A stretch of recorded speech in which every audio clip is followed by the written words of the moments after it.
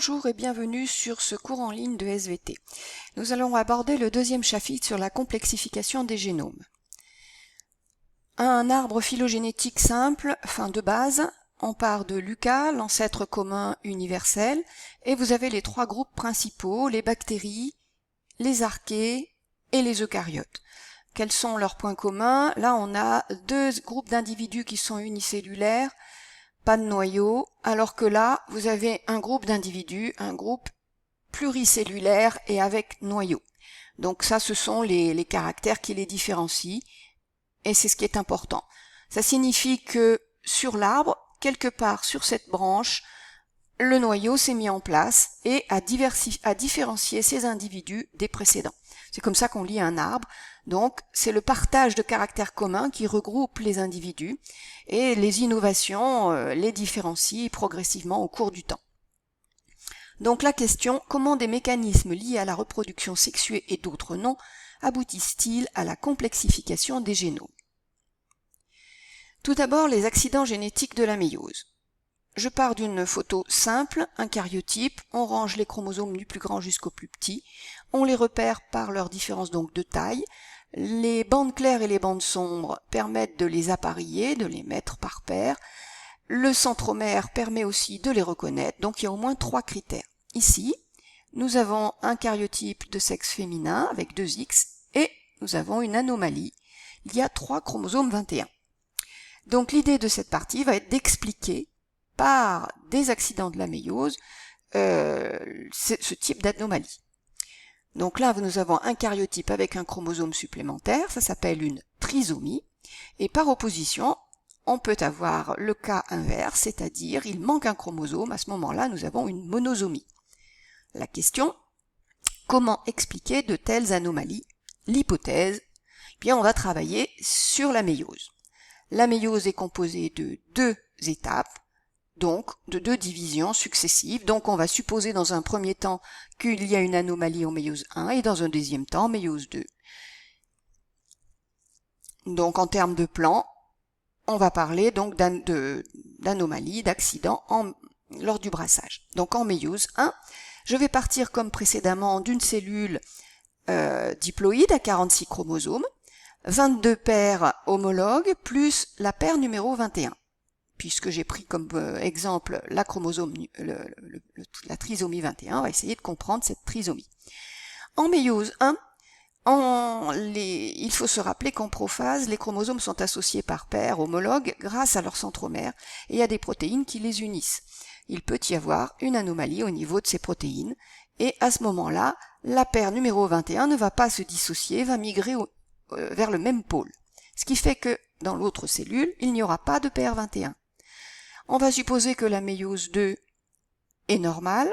Bien sûr, elle pourrait ne pas l'être, mais c'est statistiquement moins fréquent.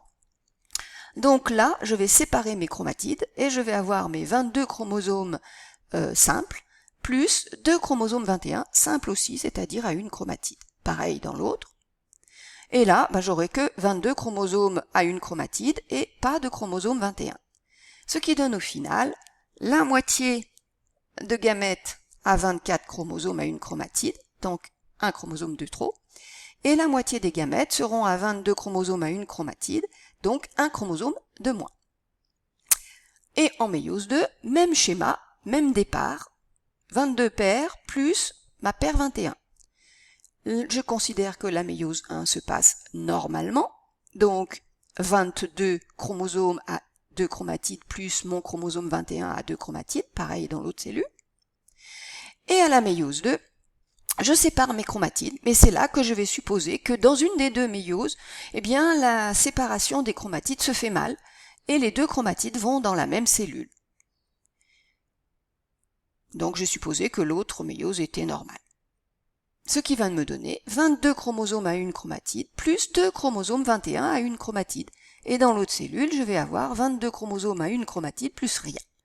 Alors que dans la deuxième, dans 50% des cellules, je vais avoir des gamètes parfaitement normaux. Donc là, 25% de gamètes à 24 chromosomes à une chromatide, 25% de gamètes à 22 chromosomes, et 50% de gamètes parfaitement normaux.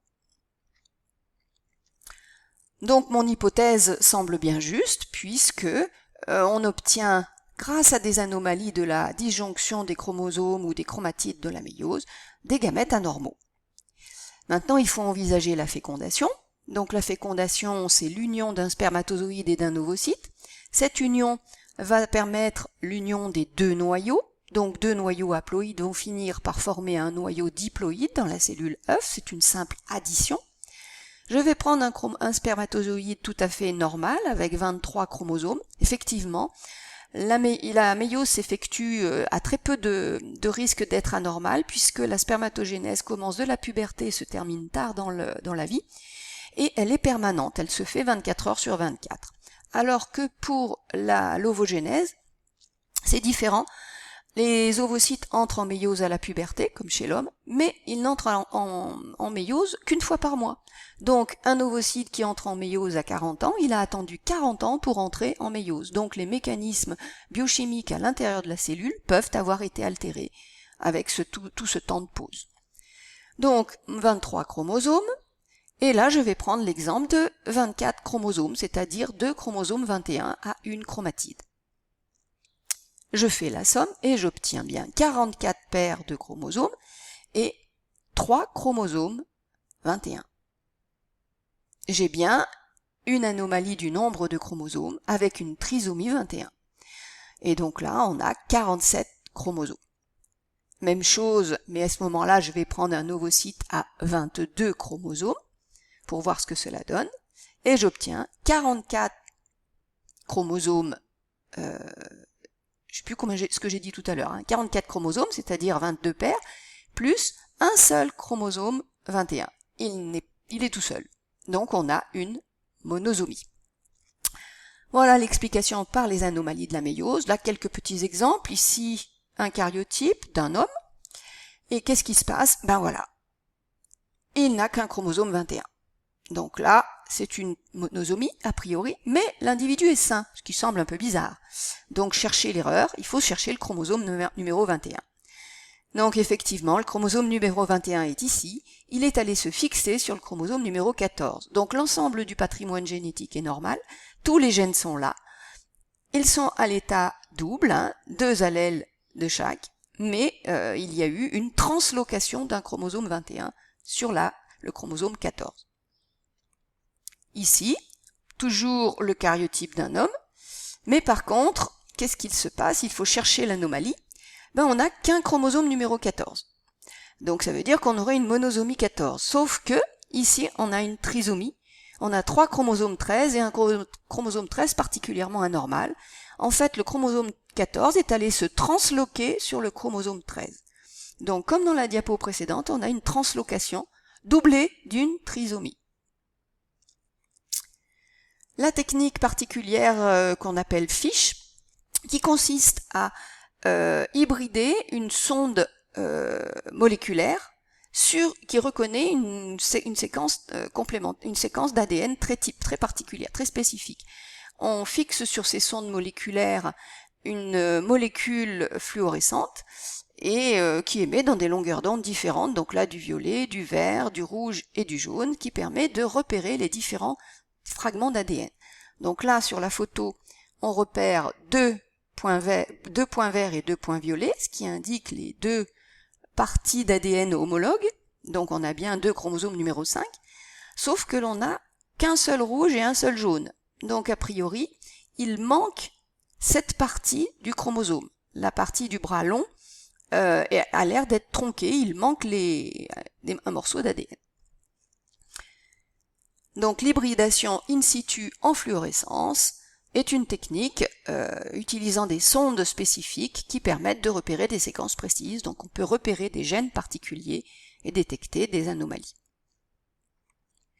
Le réarrangement des chromosomes, donc c'est la dernière étape, c'est basé sur le principe du crossing over. Lors du crossing over, le mécanisme peut ne pas être parfaitement égal, comme on l'a déjà vu. Il peut être inégal, et à ce moment-là, on a un échange de portions de chromosomes qui ne sont pas totalement homologues. Donc j'ai refait mes 2 chromosomes homologues.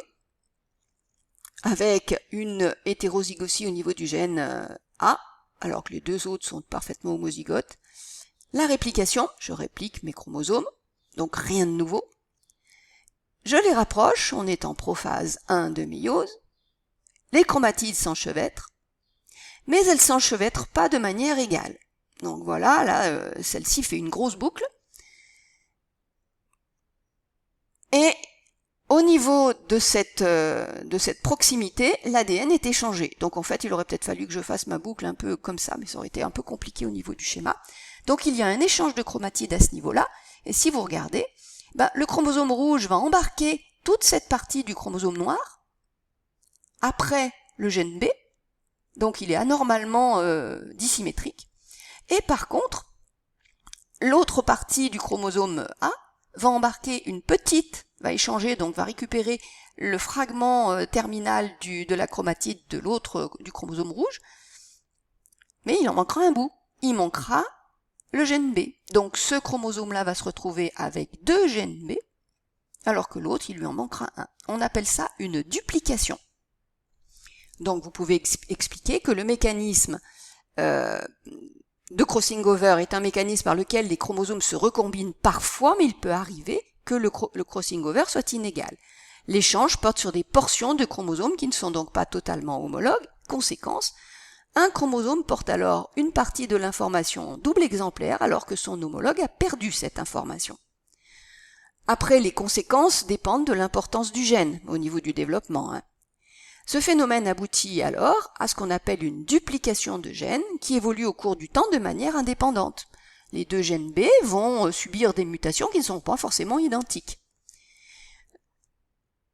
Donc des modifications vont s'opérer, créant une diversité de ces 2 gènes et peut-être une diversification dans les fonctions des molécules qui seront produites. De tels gènes, les 2 gènes B au cours du temps vont garder des ressemblances que l'on pourra mettre en évidence par une comparaison avec un gène. Ces ressemblances seront plus ou moins grandes si les fonctions, et les fonctions vont peut-être rester voisines, et donc on va parler de famille multigénique. Là, on a une famille à 2. Pensez à l'histoire des 20%. Si on a plus de 20% de similitudes, on peut comparer. Si on a moins de 20%, on estime que les séquences sont trop loin l'une de l'autre, elles ne sont plus comparables. Donc on va pouvoir reconstituer l'histoire des gènes d'une famille dans la mesure où plus 2 gènes sont proches, plus leur duplication est récente. Donc plus ils ont de similitudes, plus leur duplication est récente dans le temps. Voilà ce que j'avais à vous dire pour aujourd'hui. J'espère que vous avez bien compris. Et à la prochaine fois, je vous remercie de m'avoir écouté. Au revoir.